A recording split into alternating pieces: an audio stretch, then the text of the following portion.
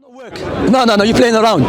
In order for you to understand what Allah has decreed for you, you have taken action. You understand? Shaykh Uthaymin mentioned that. So I would advise you to read this book by Ibn Uthaymin, which is called The Explanation of the 6 Pillars of Al-Iman. And he explained how to believe in the Qadr of Allah subhanahu wa ta'ala in a perfect way. And again, we have to understand the Qadr of Allah, something which is, as Ali ibn Abi Talib said, is a secret of Allah subhanahu wa ta'ala.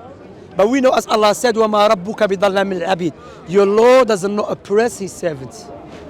You see, the fact that Allah does not oppress us, Allah subhanahu wa ta'ala clarified the truth to us, regardless if we are grateful or ungrateful. And the proof that Allah does not oppress us, Allah sent the Quran, that, as we know, people fatra, people who Islam has not reached them. So Allah will not put them in the hellfire because they were just born in a Christian family. No. They will be punished or rewarded after al-hujjah risaliyah have been established. What is the hujjah? The message or the Islamic proofs have been conveyed to them. Do you understand that, akhi? So basically there's something we can't understand. Yeah, look, the ulama mentioned something very... this principle, akhi, I advise everyone to work with. Okay. We cannot understand everything about Allah's action. Otherwise, you're going to be Allah Himself. Subhanallah. Na'am.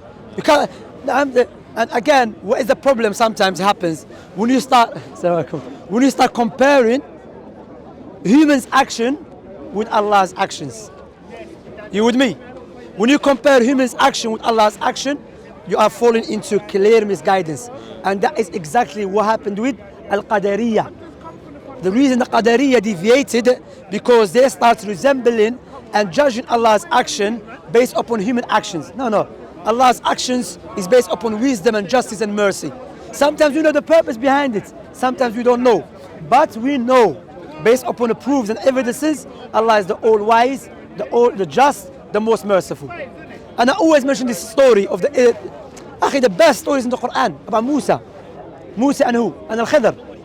So Musa alayhi salatu wasalam, as we mentioned in the hadith of Sahih Bukhari, he was asked by the Israelites. They said, Ya Musa, man a'lam man fil ard? Who is the most knowledgeable person upon the earth? Musa is the messenger of Allah. So he said, me. So Allah subhanahu wa ta'ala corrected him. And he said, next time say, Allah knows best. He said, I will send you to someone that has more knowledge than you in some affairs.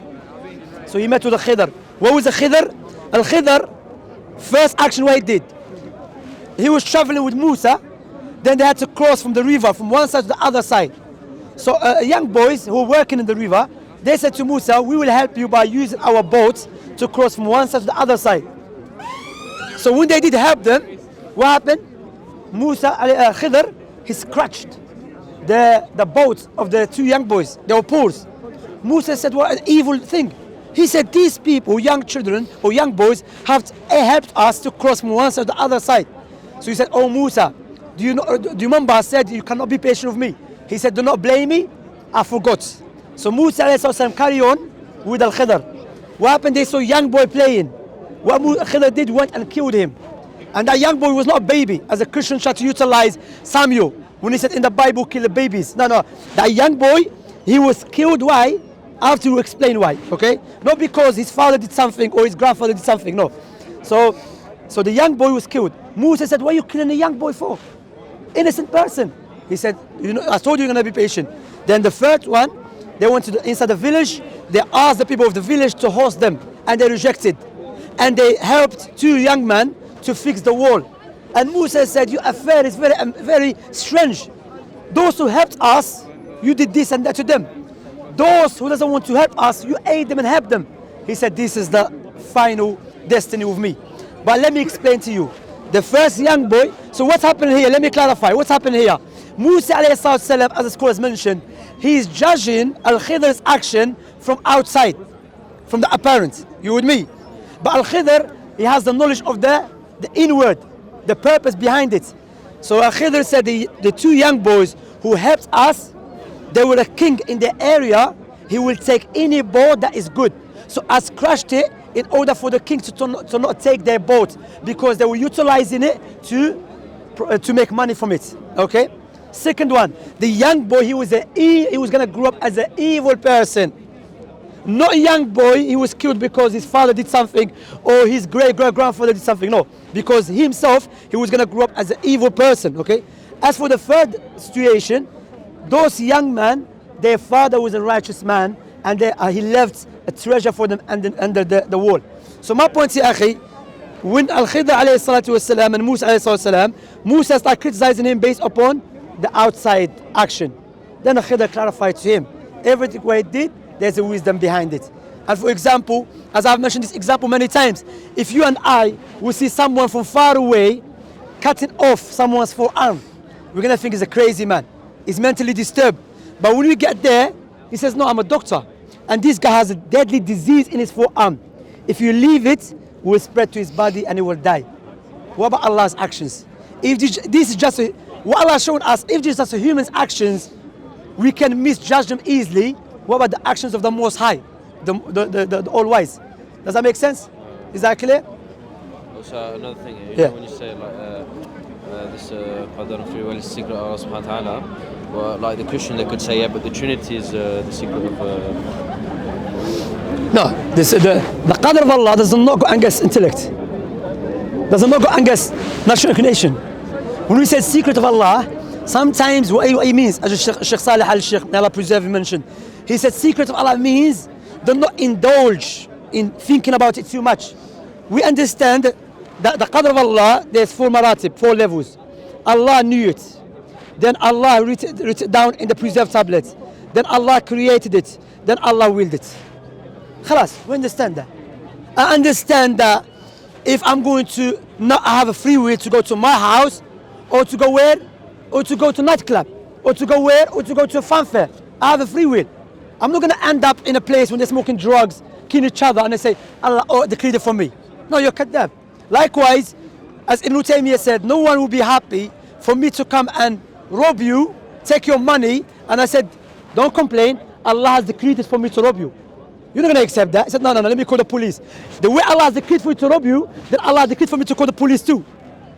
You understand? So all of us, we are inside the decree of Allah subhanahu wa ta'ala. So akhi, the decree of Allah does not go, Al-Qadr of Allah does not go against intellect. But Trinity, God does not change. God is perfect. But what? God became a baby. Someone had to change his nappy. Someone had to breastfeed him. What? The secret of Allah? This doesn't make any sense, bro. Because, you know, let me want to clarify something, and I hope that you make it as a separate video. The Christians always say to us, if God is able to do everything, why can he not become a man? It's a good question, sir. If God can do everything, why he cannot become a man? This is a tricky question. What they did, they ask you about God's actions, then the other question they said what? No, they tell you what God does, then they ask you about what God is. There's difference between what God is and what God does. God does whatever he wishes according to his wisdom. What God is does not change. For example, is it logical, rational to say God is all-knowing if he wants to? God's essence and his that, which is the attribute that is connected to his essence, does not change. If he goes against his nature to become imperfect, he cannot be the same God who is perfect all the times. You see? So when we say God become a man, that is a paradox. Because a man is imperfect all the time. God is perfect all the times. So combine between the two. You know, it doesn't make any sense, correct? So God is perfect all the times. Human is imperfect all the time. But God is a man at the same time. It's like someone telling you, God exists if he wants to. What? No, by definition, God has no beginning, no end. And that's why how you answer it. Say, no, there's difference between what God is and what God does. What God is does not change. God is all-knowing, correct? All the times. God is all-truthful, all the times. God is powerful, all the times. God has no beginning, no end, all the times. You see? So that's what God is. You understand? What God does, God spoke to Moses, he never spoke to me. He spoke to Prophet Muhammad, he never spoke to Intisar. You understand? So what God is different to what God does. You understand? So when a Christian asks you that, said, do you believe God changed? You say no. Because if God become imperfect, it is impossible for him to be the same God who is perfect all the times. So Christianity doesn't make any sense. However, there is two types of Christians out there. Some of them, they don't know, they're ignorant. And when you explain to them, they will accept Islam. Some of them are stubborn, they follow their forefathers, and they know it doesn't make any sense. You know. Is that clear? Barakallahu fikum, hayyakum Allah. What is Qadr?